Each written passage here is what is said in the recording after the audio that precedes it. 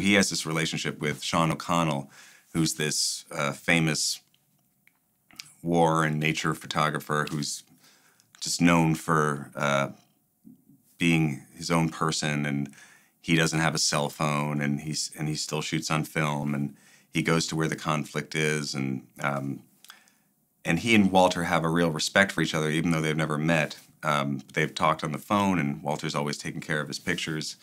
And so when Sean hears that the magazine is closing down, he sends Walter a gift, this wallet, and he also sends this roll of film where he says this one negative, number 25, is, I think, the quintessence of life.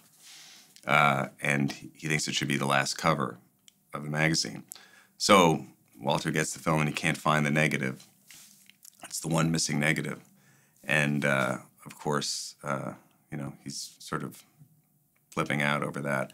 And that's what the story sort of hinges on. He has to go and try to figure out where Sean is so he can help him find the negative.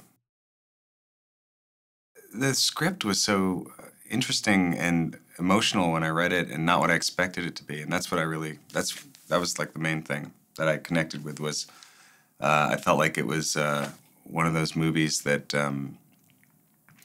you couldn't quite categorize in terms of if it's a comedy or a drama or adventure story, or, you know, is it realistic or hyper real? And but it had this core to it, the character that I felt was to me felt like a very real character, and it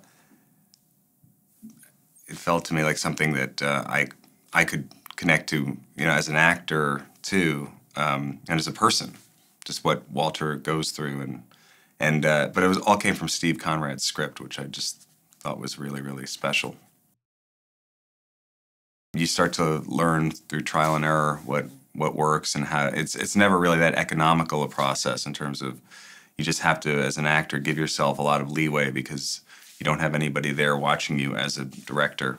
So I find like you have to sort of take more chances and sort of bracket things and try things one way or the other way, and try to think ahead of what you're going to want when you're editing, and then just, you know, kind of look to the other actors longingly for help.